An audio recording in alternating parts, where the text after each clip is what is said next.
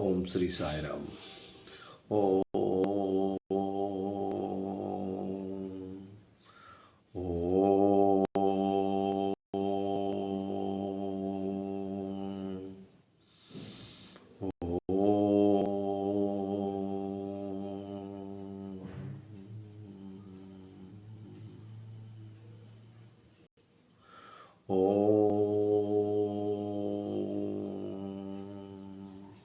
వక్రతుండమహాకాయే సూర్యకోటి సమప్రభా నిర్విఘ్నం కురుమే దేవా సర్వకాలేషు సర్వదా.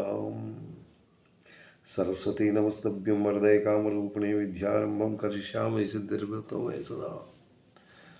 ఓం తద్బ్రహ్మం తస్మై శ్రీ గురువే నమః. ఓం తత్సత్. శ్రీమద్భగవద్గీతాసు బ్రహ్మ విద్యానాం యోగశాస్త్రే శ్రీకృష్ణార్జున సంవాదే జ్ఞాన విజ్ఞాన యోగంలో అంటే 7వ అధ్యాయంలో మనం 15 శ్లోకాలు నిన్న మనం చెప్పుకున్నాం. ఈరోజు 16, 17 శ్లోకాలు. అంటే 15వ శ్లోకంలో భగవంతుడు ఏం చెప్పాడు అన్నది మొన్న మనం చెప్పుకున్నాం. అది భగవంతుడు ఆ శ్లోకంలో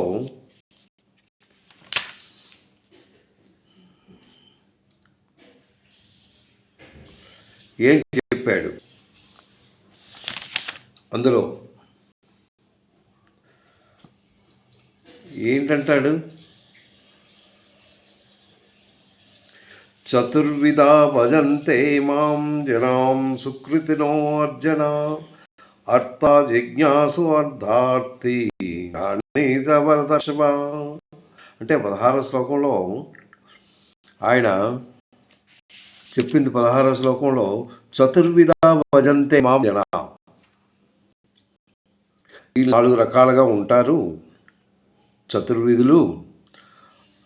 వాళ్ళు ఏంటంటే అర్థులు, అర్థార్థి, ఆ తర్వాత జిజ్ఞాసు, జ్ఞాని.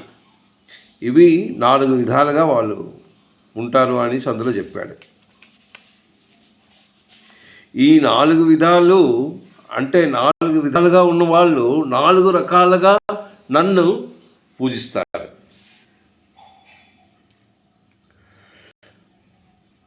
అని 16వ శ్లోకంలో చెప్పాడు. ఏంటి 4 రకాలు?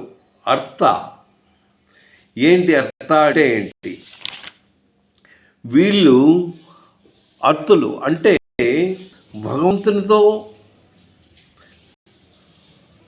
వాంఛలు, అంటే ఇది నాకు కావాలి అన్న భావనతో భగవంతుని సేవిస్తారు.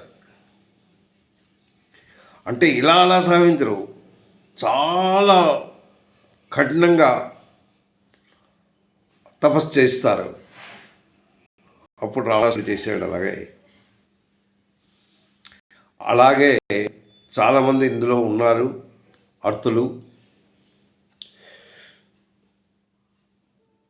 ఈ అర్థుల్లో ఏంటంటే పూర్వకాలం నుంచి వస్తుంది, ఇది ఇప్పుడుది కాదు. ఇప్పుడు కూడా మీరు ఏం కావాలి అని మీరు కోరుకుని భగవంతుని అతి శక్తిగా, అంటే భగవంతునితో విశ్వాసంతో, భగవంతుని మీద చాలా విశ్వాసం ఉండాలి.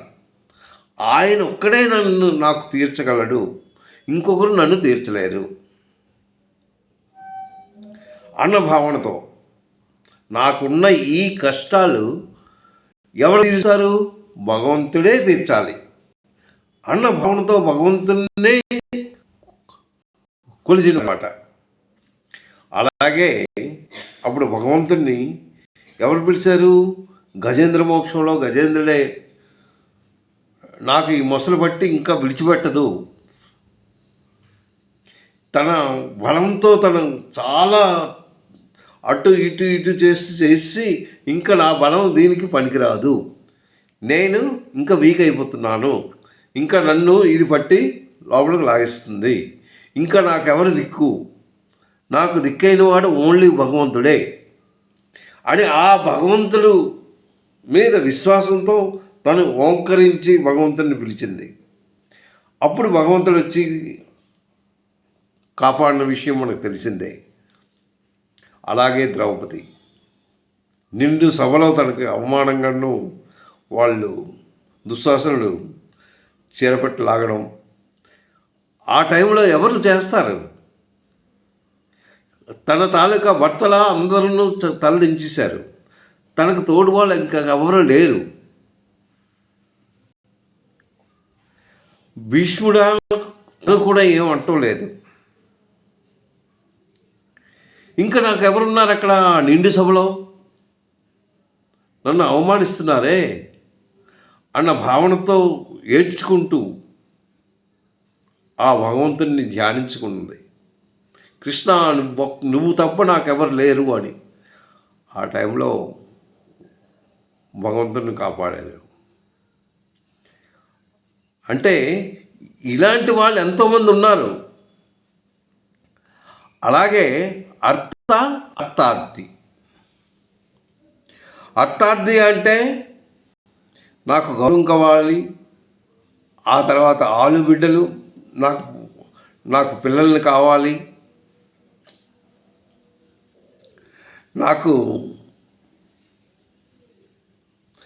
నేను ఆరోగ్యంతో లేను, నాకు ఈ కష్టాలు వచ్చాయి, ఈ కష్టాల నుంచి నాకు భయపెట్టు,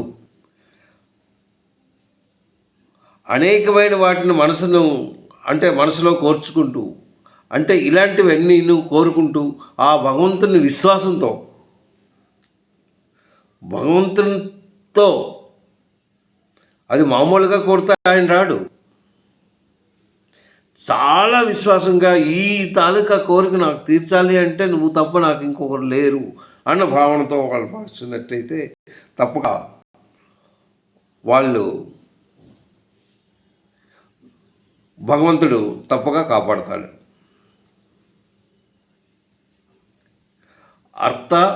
అర్థార్థి జిజ్ఞాసు వారు. జిజ్ఞాసులు ఏంటి?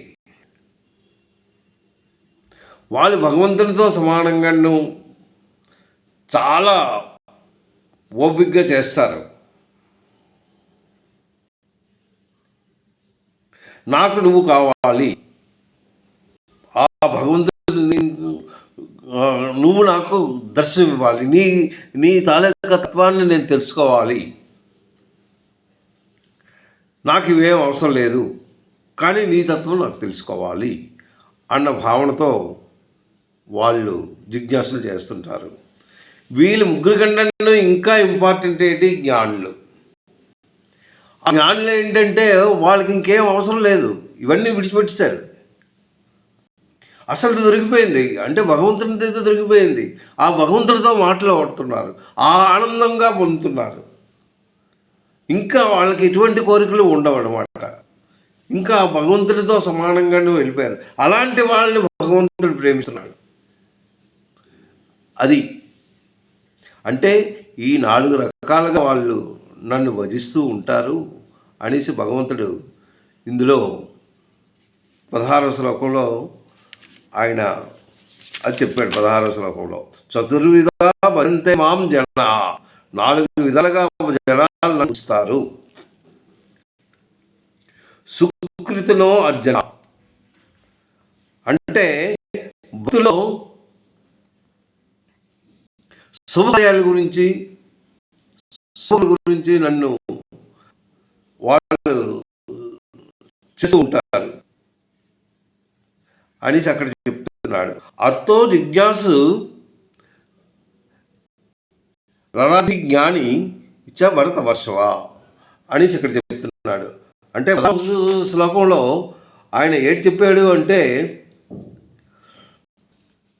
చతుర్విధా భజంతే మాంజన సుకృత అంటే ఎవరైతే శుభకార్యాలను ఆచరించి భగవంతుని ధ్యానించిన వాళ్ళలో అర్జున అర్థో జిజ్ఞాసు అర్థార్థి జ్ఞాని చ భరతర్షభ అంటే భరతుల్లో శ్రేష్టమైన వాడా అర్జున, ఇది జాగ్రత్తగా ఇది నువ్వు తెలుసుకో అనేసి 4వ శ్లోకంలో చెప్తూ నెక్స్ట్ ఏంటంటాడంటే 17వ శ్లోకంలో, అంటే ఇందులో అర్థార్థి అంటే ఇంకా దాని గురించి చిన్న చిన్న కథలు చెప్పాలంటే మరి మనం నెక్స్ట్ శ్లోకానికి వెళ్ళాం. దాంట్లో అందరికంటేను గొప్పవాడు ధ్రువుడు. ఆ ధ్రువుడు కూడా దేని గురించి అంత చిన్న వయసులో భగవంతుని జ్ఞానం గురించి వెళ్ళిపోయాడు. ఆయనకి నేను అడుగుతాను అని అంటే తపస్సుకి వెళ్ళిపోయాడు. 6వ సంవత్సరం నుంచి ఉంటే 5వ సంవత్సరంలో కూడా కాదు, 5వ సంవత్సరంలోనే అతను వెళ్ళిపోయాడు. దేని గురించి అంటే ఆయన సునీత సురుచి అని 2 భార్యలు ఉన్నారు. ఎవరికి? ఉత్తానసాదులు. ఆయనకి ఆయన రాజుగా ఉంటూ ఈ 2 భార్యలు, 2 భార్యకి 2 కొడుకులు ఉన్నారు. ఒకటి పేరు ధ్రువుడు, ఇంకొకడు ఉత్తముడు. ఈ ధ్రువుడు సునీత సురుచి అనే భార్య ఉంది, అది చిన్న భార్య. ఇది సునీత అన్నది పెద్దది. అయితే రాజుకి చిన్న భార్య అంటే చాలా ఇష్టం. ఒకరోజు ఎప్పుడైతే సునీత కొడుకు ధ్రువుడు, నాన్న ఒక్కడే, తల్లులు 2.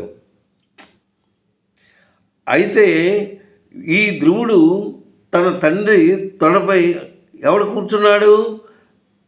ఈ చిన్న భార్య తాలూకా కొడుకు. అతను ఉత్తముడు అన్నవాడు అది కూర్చొని ఉన్నాడు. చిన్నపిల్లలు కదా వీళ్ళు. అంతట్లో వీడొచ్చాడు ధ్రువుడు. నా తండ్రి అంటే తనకి ప్రేమే, వీడికి ప్రేమే. కానీ వాడొచ్చి కూర్చున్నాడు. కూర్చుంటే తన ఎవరు? సురుచి.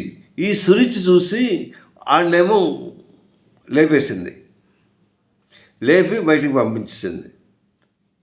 పాపం చాలా కష్టపడ్డాడు. నువ్వేమో తనకు పుట్టావు, నీవు ఇక్కడ కూర్చోవాలి అంటే భగవంతుని ప్రార్థించుకో.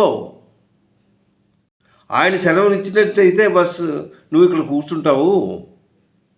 అందు గురించి నువ్వు అర్హుడివి కాదు అన్న భావనతో తనకు లేపిస్తుంది. అయితే అది తన తల్లికి చెప్పినన్ను, అయ్యో నువ్వు నాకు ఎందుకు లేపేశావు? తన తల్లి, అది భగవంతుడిదమ్మా, నువ్వు ఆవిడ కడుపులో పుడితే నువ్వు కంపల్సరీ నువ్వు ముందు, కానీ నువ్వు నా కడుపులో పుట్టావు, మరి అది అదృష్టం, ఇది నీ అదృష్టం, దానికి నేనేం చేయలేను. అయితే భగవంతుడిని అడుగుతాను, నన్ను ఎందుకు అక్కడ కూర్చుని పెట్టలేదో అని ఆ చిన్న వయసులో వెళ్ళి భగవంతుడిని తపస్సులో కూర్చున్నాడు. తపస్సులో కూర్చొని తను అనుకున్నది సాధించాడు. భగవంతుడు వచ్చాడు. అప్పుడు తన కర్మ నిర్మాణం అవుతూ మళ్ళీ తన తండ్రి, ఇతను ఎక్కడైతే తపస్సు చేశాడో తన తండ్రి స్వయంగా వచ్చి తను తీసుకెళ్ళి మళ్ళీ తనకు పట్టాభిషేకం చేశాడు. అంటే నేను చెప్పేది ఏంటంటే, ఇవి కోరిక మీద పట్టుదల, అంటే భగవంతుడి మీద విశ్వాసంతో ఆ భగవంతుడే నన్ను తీరుస్తాడు, ఆ భగవంతుడే నన్ను కాపాడుతాడు, ఆయనే నన్ను ఏదైనా చెయ్యాలి, ఇంకొకరు ఎవరి వలన అవ్వదు అన్న భావనతో ఎవరైతే పుడతారో వాళ్ళనమాట. అది ఇందులో ఉన్నది. ఇలాగే ప్రతి దానికి ఒక్కొక్క చిన్న కథలు ఉన్నాయన్నమాట. ఎవరు ఏం చేశారు అన్నది. అలాగే ప్రహ్లాదుడు చిన్నవాడు కాదు, అతనికి ఎన్నో కష్టాలు వచ్చాయి. ఆ కష్టాలన్నీ నివారణ చేశాడు భగవంతుడు. ఇందులో భీష్ముడు చాలా కష్టాలు పడ్డాడు. అలాగే మనం చెప్పుకుంటూ పోతే చాలా ఉన్నదన్నమాట. అయితే ఇప్పుడు నేను 17వ శ్లోకం చెప్తాను. ఇది 16 అయింది, 17. తేషం జ్ఞానీ నిత్యయుక్త ఏకభక్తిర్విశిష్యతే. తేషం జ్ఞాని నిత్యయుక్త ఏకభక్తి విశిష్యతే. అది ఫస్ట్ వర్డ్. క్రిందకు వచ్చాం. ప్రియం జ్ఞాని నిత్యార్థం అహం సచ మమ ప్రియం. మమ ప్రియ అన్నాడు. ఇక్కడ ఏంటి చెప్పాడు? తేషం. తేషం అంటే ఏంటి?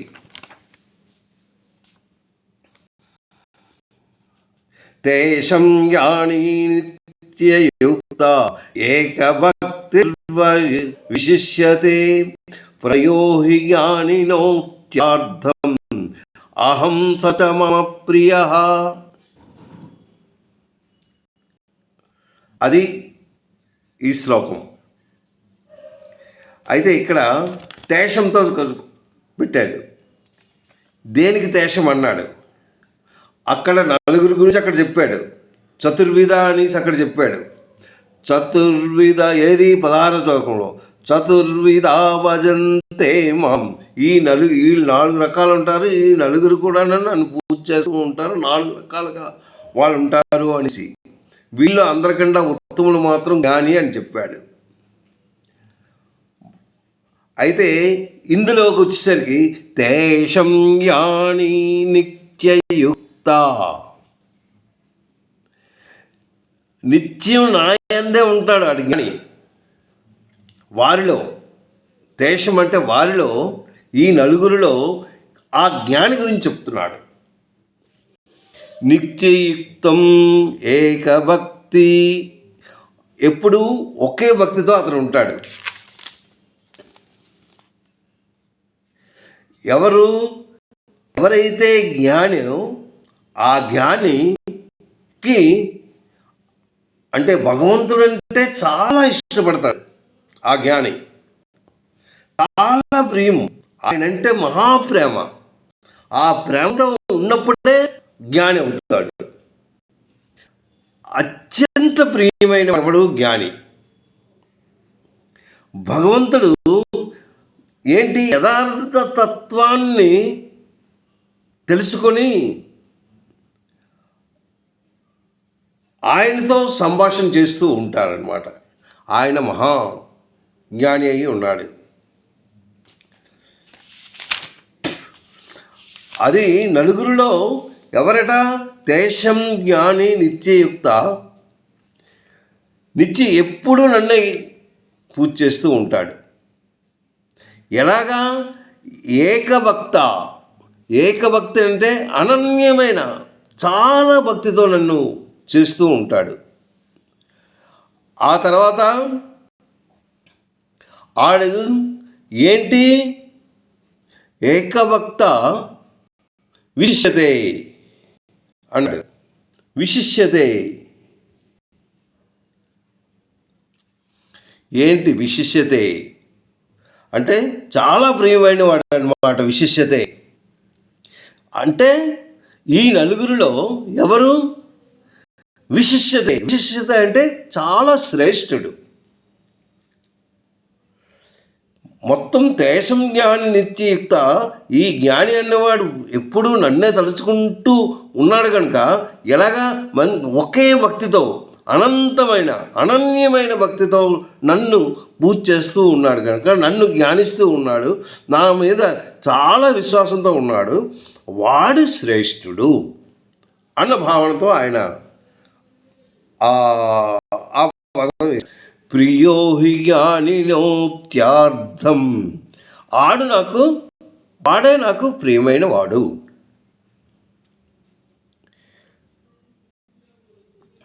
ఆ తర్వాత ప్రియో హి జ్ఞానినో,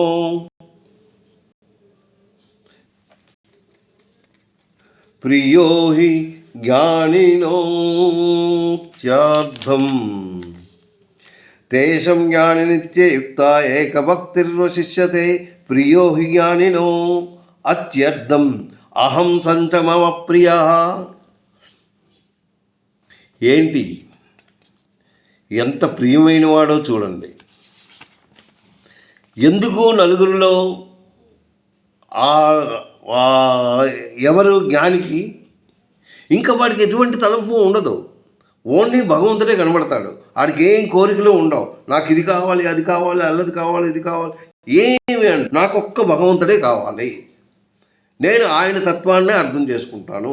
ఆయన తత్వమే నాకు కావాలి, ఆయన్నే నేను చూడాలి అని ఇంకా ఎటువంటి కోరికలు లేకుండా ఆయన్ని జ్ఞానిస్తూ ఉంటా. ఆయన నాకు ప్రియుడు. ఎలాంటి ప్రియుడు? చాలా ప్రియుడు, ప్రేమతో ఉన్నవాడు. ఆయన నన్ను ప్రేమిస్తున్నాడు, నేను అలాంటి వాడిని ప్రేమిస్తున్నాను. అంటే మనుషులు ఎలా ఉంటే అలాగ భగవంతుడు కూడాను వాళ్ళ మీదే ఎక్కువ దృష్టి ఉంటుంది. ఆ భగవంతుడి మీదే వాళ్ళని నేను కాపాడుతూ ఉంటాను, అన్నీ చేస్తాను. ప్రహ్లాదుడు ఎక్కువ భక్తి, అనన్యం, ఎప్పుడు ఆ భగవన్నామస్మరణతోనే ఉంటాడు. ఆయన పూర్తిగా విశ్వాసం. ఆయనకి ఎన్ని విధాలుగా హింసించిన నన్ను భగవంతుడు కాపాడుతూనే ఉండేవాడు. వాళ్ళు జ్ఞానులు అలాంటిదనమాట. ఆ జ్ఞాని ఏంటి, ఆయన భగవంతుడి మీద ఎంతో ప్రియుడు, నేను కూడా ఆయనకి అంత ప్రీతితోనే చూస్తూ ఉంటాను అన్నవాడు. ఈ చతుర్విధ భక్తుల్లో నిరంతరము నాయందే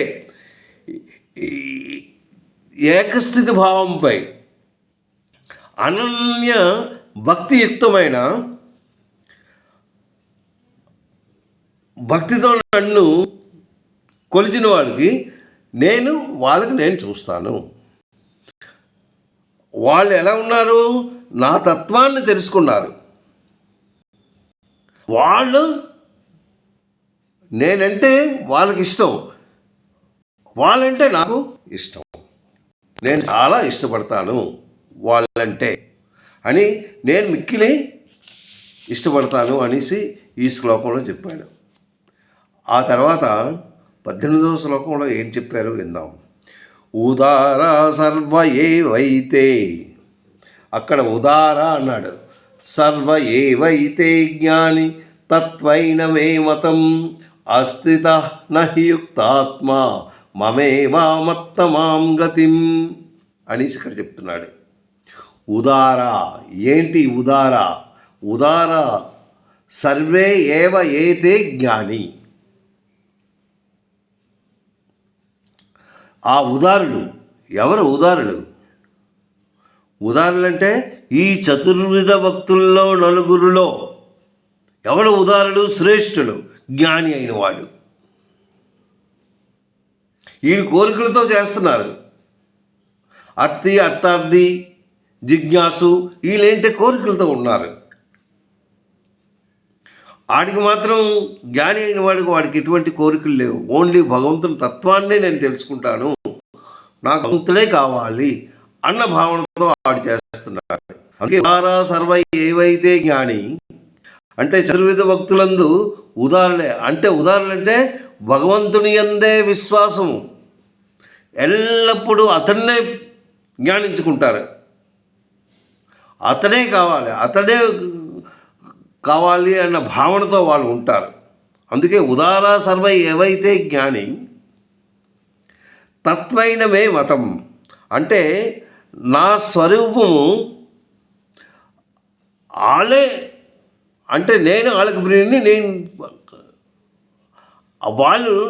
నేనంటే చాలా ప్రియం. ఆ తర్వాత నేను కూడా వాళ్ళకి ప్రియమైన వాడినే. అతనే కానీ వీళ్ళు కూడాను ఎవరు అర్థి అర్థార్థి వీళ్ళు ఉన్నారే వాళ్ళు విశ్వాసంతోనే నన్ను పూజ చేశారు. అంటే నన్ను తపస్సుకున్నారు, నన్ను తలుచుకున్నారు. వాళ్ళు తక్కువేం కాదు. కానీ ఈ నలుగురిలో జ్ఞాని అయిన వాడు నా స్వరూపమే. అంటే ఈ ఎవరైతే జ్ఞాని ఉన్నాడో వాడు నేనంటే చాలా ఇష్టం అన్నమాట. అంటే వాళ్ళు నేనంటే ఇష్టం, నేను వాళ్ళంటే ఇష్టపడుతుంటాను. అందుగురించి నా స్వరూపమే అది. నేను ప్రేమ స్వరూపుని, వాడు నన్ను ప్రేమిస్తూ ఉంటారు, వాళ్ళు ప్రేమ స్వరూపుని. అంటే భక్తుడు తన బుద్ధిని మనస్సును నా యందే స్థిరముగా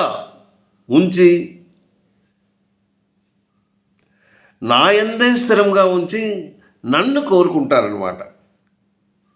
నా తత్వాన్ని తెలుసుకొని నన్నే కోరుకుంటారు అని అస్థిత న యుక్తాత్మ మమేవ మాం గతిం అంటున్నాడు. అంటే నాకే అత్యుత్తమం, అంటే నాయందే స్థితులై ఉన్నవారు, నన్ను కోరుకున్నవారు, ఇంకొకటి ఇంకా ఏది అవసరం లేదు. అందుగురించి అలాంటి జ్ఞానులు, నేను అలాంటి జ్ఞానులను చాలా చక్కగా నేను చూసుకుంటాను. వారు కూడా ఇంకొక భావన లేదు, వాళ్ళకి ఎటువంటి కోరికలు కూడా ఉండవు. కోరికలు లేకుండా నా తత్వాన్ని తెలుసుకుంటూ నాతో మాట్లాడుతూ ఉంటారనమాట. అలాంటి వాళ్ళలో రామకృష్ణ పరమహంస, ఆయన మహాభక్తుడు. భగవంతునితో అంటే అమ్మవారిని అంత చక్కగా పూజ చేస్తూ అమ్మవారితో మాట్లాడుతూ ఉండేవారు. ఆయన చాలా భక్తుడు అనమాట. అలాంటి వాళ్ళంటే చాలా ఇష్టం భగవంతుడికి. కానీ ఆ స్టెప్కి వెళ్ళిపోతే చాలా మంచిది. వీరందరూ ఉదారులే, వీరు కూడా అంటే ఇష్టమే. అంటే నా దగ్గర నుంచి వచ్చేవాళ్ళు వాళ్ళు ఎవరు? ఈ నలుగురును, అర్థి అర్థార్థి జిజ్ఞాసు జ్ఞాని. ఈ నలుగురిలో జ్ఞాని అంటే నాకు చాలా ఇష్టం. వాళ్ళన్నా నాకు ఇష్టమే, కానీ వాళ్ళకన్నా వీళ్ళు మాత్రం చాలా ఇష్టం అని చెప్తున్నాడు. మనం ఆ స్థాయికి వెళ్ళడానికి మనం కూడా ప్రయత్నిస్తూ మనం ఎల్లప్పుడూ ఆ భగవంతుని ధ్యానంలో ఉంటూ ఆ భగవంతుని నిత్యం కాపాడమని కోరుకుంటూ ఈ సంసార సాగరం నుంచి బయటపడడానికి మనం సర్వదా ప్రయత్నిద్దాం. సాయిరాం.